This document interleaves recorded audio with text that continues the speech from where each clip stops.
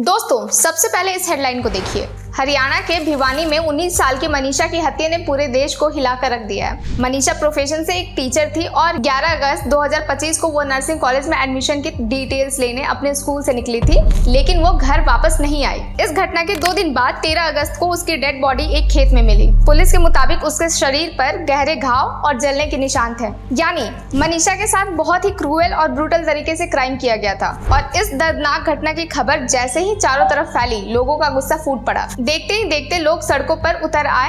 Delhi Pilani road जाम हो गया, कई दुकानों के शटर गिरा दिए गए और पूरे इलाके में मातम और गुस्से का माहौल छा गया। मनीषा के परिवार ने भी रोते हुए साफ कह दिया कि जब तक हत्यारों को पकड़कर उन्हें सजा नहीं मिलती, वे मनीषा का अंतिम संस्कार नहीं करेंगे। जल्द ही ये केस सोशल मीडिया पर भी वायरल हो गया। एक्स पर justice for Manisha Bhiwani murder case जैसे हैशटैग ट्रेंड करने लगे। आज जहां एक तरफ लोग जस्टिस की मांग कर रहे हैं, वहीं दूसरी तरफ केस के हालात हर दिन बदल रहे हैं। हैरानी की बात यह है कि शरीर पर घाव और जलने के निशान होने के बावजूद भी शुरू में पुलिस ने इस घटना को सुसाइड बताया, लेकिन मनीषा के परिवार का कहना है कि ये एक कोल्ड ब्लडेड मर्डर है। और अब लॉरेंस बिश्नोई गैंग की धमकी ने पूरे मामले को और भी कॉम्प्लिकेटेड बना दिया है। ऐसे में अब सबसे बड़ा सवाल ये है कि आखिर मनीषा मर्डर केस की पूरी सच्चाई क्या है? क्या ये सचमुच हत्या थी या फिर पुलिस की सुसाइड वाली थ्योरी ही सही है? और सबसे जरूरी, क्यों इस केस ने पूरे हरियाणा को हिलाकर रख दिया है? दोस्तों, आज की इस वीडियो में हम इस केस को स्टेप बाय स्टेप समझेंगे।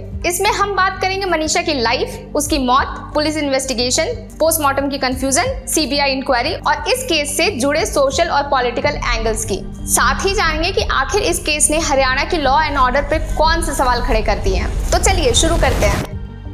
दोस्तों, मनीषा 19 साल की एक हार्ड वर्किंग और एम्बिशियस लड़की थी। वो हरियाणा के भिवानी डिस्ट्रिक्ट के ठानी लक्ष्मण गांव की रहने वाली थी। उसके फादर एक साधारण मजदूर थे और मनीषा अपनी फैमिली की इकलौती बेटी थी। मनीषा एक प्ले स्कूल में टीचर थी और उसका ड्रीम था कि वो नर्सिंग की पढ़ाई करे और लोगों की हेल्प करे। 11 अगस्त 2025 को जब मनीषा स्कूल से निकली तो उसने अपने पिता संजय से कहा कि वह नजदीकी नर्सिंग कॉलेज में एडमिशन डिटेल्स लेने जा रही है। उसके बाद शाम 6 बजे तक उसका फोन एक्टिव था, लेकिन फिर वो गायब हो गई। संजय ने उसी रात पुलिस को इन्फॉर्म किया, लेकिन परिवार का आरोप है कि पुलिस ने उनकी कंप्लेंट्स को सीरियसली नहीं लिया। संजय बताते हैं कि पुलिस ने कार्रवाई करने की जगह उनसे कहा कि लड़की दोस्तों के साथ होगी, वापस आ जाएगी। जिसके बाद परिवार ने पूरे गांव में मनीषा की तलाश की, लेकिन कोई क्लू नहीं मिला। 2 दिन बाद 13 अगस्त को भिवानी के सिंघानी गांव के पास नहर के किनारे एक किसान ने एक डेड बॉडी देखी। उसने तुरंत पुलिस को इन्फॉर्म किया। पुलिस की जाँच में पता चला कि वो डेड बॉडी मनीषा की है। पुलिस ने अपनी इन्वेस्टिगेशन शुरू की और इसे एक किडनैपिंग और मर्डर का केस बताया, लेकिन कुछ ही घंटों में पुलिस ने अपना बयान बदल दिया। उन्होंने मनीषा का बैग रिकवर किया, जिसमें उसका आधार कार्ड, कुछ डॉक्यूमेंट्स और एक सुसाइड नोट मिला। उस नोट में लिखा था, मम्मी पापा, आपने मेरे लिए बहुत कुछ किया, लेकिन आप मुझसे नाराज थे। मैं गलत नहीं थी, मैंने कुछ गलत नहीं किया। अब सवाल ये था कि ये नोट मनीषा ने खुद लिखा था या किसी ने केस को घुमाने की कोशिश की, क्योंकि जब पोस्टमार्टम और टॉक्सिकोलॉजी रिपोर्ट सामने आई तो पता चला कि मनीषा के शरीर में कीटनाशक मौजूद था। जिसके बाद भिवानी के एसपी सुमित कुमार ने प्रेस कॉन्फ्रेंस बुलाकर कहा कि सुसाइड नोट और बाकी सबूत से ये पता चलता है कि मनीषा ने खुद कीटनाशक खरीदा और फिर उसे खाकर अपनी जान ले ली। पुलिस ने यह भी दावा किया कि मनीषा ने पास की एक दुकान से कीटनाशक खरीदा था, जिसका सीसीटीवी फुटेज हमारे पास है। लेकिन मनीषा के पिता का कहना है कि मेरी बेटी इतनी हिम्मत वाली थी कि वो कभी आत्महत्या नहीं कर सकती थी, वो अपने ड्रीम्स के लिए ही जी रही थी। वहीं मनीषा के दादा रामकिशन का भी कहना है कि मनीषा मुझे हर बात बताती थी, अगर उसे कोई प्रॉब्लम होती तो वो मुझे जरूर बताती। मनीषा के परिवार ने सुसाइड नोट की ऑथेंटिसिटी पर भी सवाल उठाए। उनका कहना है कि मनीषा की हैंड राइटिंग से वो नोट मैच नहीं करता।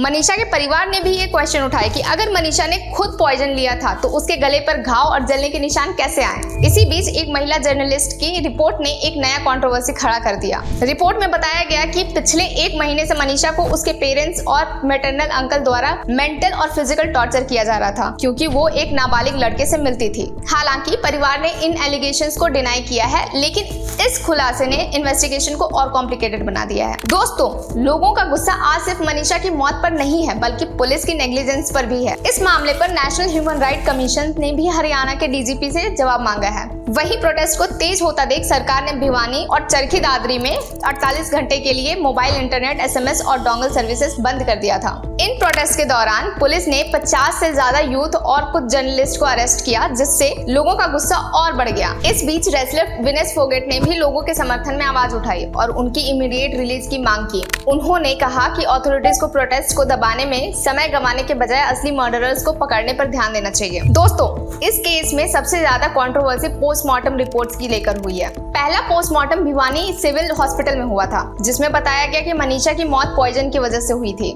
लेकिन परिवार ने इस रिपोर्ट पर भरोसा नहीं किया। उनकी मांग पर दूसरा पोस्टमार्टम रोहतक के PGIMS में हुआ। यहाँ भी पॉइजन का कंफर्मेशन हुआ, लेकिन गले और बॉडी पर मौजूद घाव को वाइल्ड एनिमल अटैक बताया गया। लेकिन परिवार ने इस दूसरी रिपोर्ट को भी रिजेक्ट कर दिया। उन्होंने पोस्टमार्टम को दिल्ली के एम्स में कराने की मांग की, जिसके बाद 20 अगस्त को तीसरा पोस्टमार्टम एम्स में हुआ। लेकिन अभी भी एम्स रिपोर्ट पब्लिक नहीं हुई है। लेकिन केस को आगे बढ़ता देखकर परिवार ने 21 अगस्त को मनीषा का अंतिम संस्कार कर दिया। लेकिन दोस्तों, सोचने वाली बात यह है कि अब तक 3 पोस्टमार्टम हो चुके हैं, लेकिन सच अभी भी पर्दे के पीछे छिपे हैं। क्या पुलिस हमसे कुछ छिपाने की कोशिश कर रही है? दोस्तों, मनीषा की डेथ ने हरियाणा में उथल पुथल खड़ा कर दिया है। इस घटना के बाद ओपोजिशन पार्टीज, खासकर कांग्रेस ने बीजेपी सरकार पर कड़ी क्रिटिसिज्म की है। कांग्रेस MP कुमार सैलजा ने कहा है कि ये सिर्फ मर्डर नहीं, बल्कि हरियाणा में लॉ एंड ऑर्डर सिस्टम का फेलियर को दिखाता है। हरियाणा के CM नायब सिंह साइनी ने भी इस केस को गंभीरता से लेते हुए भिवानी के SP मनीर सिंह का ट्रांसफर कर दिया है और 5 पुलिसकर्मियों को सस्पेंड भी किया है। साथ ही 20 अगस्त को उन्होंने अनाउंस किया है कि अब इन्वेस्टिगेशन CBI को सौंपी जाएगी। लेकिन जब 27 अगस्त तक CBI ने केस ऑफिशियल रजिस्टर नहीं किया तो पब्लिक का गुस्सा बढ़ गया, जिसके बाद 29 अगस्त को CM नायब सिंह साइनी ने वापस से उसी बात को दोहराया कि केस ऑफिशियली CBI को सौंप दिया गया है और जांच पूरी तरह से फेयर और ट्रांसपेरेंट होगी। दोस्तों, इस केस का सबसे शॉकिंग मोड़ तब आया जब लॉरेंस बिश्नोई गैंग इसमें शामिल हो गई। 20 अगस्त को गैंग ने ऑनलाइन थ्रेट दिया कि अगर पुलिस मर्डरर्स को पकड़ने में फेल रही तो वो खुद इस केस को हैंडल करेंगे। बाद में गैंगस्टर सुनील सारधानिया और दीपक नंदल ने एक सोशल पोस्ट डाली, जिसमें उन्होंने मर्डरर्स की इंफॉर्मेशन देने वाले को 51 लाख रुपए का रिवॉर्ड देने की घोषणा की। गैंग ने सोशल मीडिया पर वार्निंग दी कि अगर पुलिस अनसक्सेसफुल रही तो वो खुद जस्टिस करेंगे। इससे केस और ज्यादा रिस्की और सेंसिटिव बन गया है। वैसे कुछ लोगों का कहना है कि ये गैंग इस केस का फायदा उठाकर पब्लिसिटी कर रहा है। वहीं कुछ मानते हैं उनके पास ऐसी इंफॉर्मेशन है जो पुलिस के पास नहीं है। पर सवाल ये है कि क्या एक क्रिमिनल गैंग को ओपनली थ्रेट देने की परमिशन होनी चाहिए? और अगर पुलिस जस्टिस देने में फेल होती है तो क्या लोग अब गैंगस्टर से जस्टिस की उम्मीद करेंगे? दोस्तों, मनीषा केस सिर्फ हरियाणा की घटना नहीं है, ये पूरे देश में बेटियों का सेफ्टी का बड़ा सवाल उठाता है। एक तरफ देश में लोग बेटी बचाओ बेटी पढ़ाओ की बात करते हैं, वहीं दूसरी तरफ आज भी बेटियां देश में सुरक्षित नहीं हैं। अगर सिर्फ हरियाणा की बात करें तो यहाँ पिछले कुछ सालों में महिलाओं के खिलाफ क्राइम्स बढ़े हैं। NCRB के डेटा के अनुसार 2023 में हरियाणा में महिलाओं के खिलाफ 1-2 नहीं बल्कि 11,814 से ज्यादा केसेस रिपोर्ट हुए हैं और मनीषा का केस इस स्टैटिस्टिक्स को और गंभीर बनाता है। सवाल ये भी है कि क्यों ऐसी ट्रेजेडीज बार-बार हो रही हैं? क्यों फैमिलीज को जस्टिस के लिए सड़कों पर आना पड़ता है? दोस्तों, मनीषा का केस अब मर्डर मिस्ट्री बन चुका है। पुलिस कहती है कि ये सुसाइड था, जबकि फैमिली और गांव वाले इसे मर्डर मानते हैं। पोस्टमार्टम रिपोर्ट्स में पॉइजन मिला, लेकिन घाव और जले हुए निशानों ने कई सवाल खड़े कर दिए हैं। CBI इन्वेस्टिगेशन शुरू हो गई है, लेकिन अब तक कोई क्लियर आंसर नहीं मिला है। क्या मनीषा ने सच में सुसाइड किया था या इसके पीछे कोई बड़ी कंट्रोवर्सी है?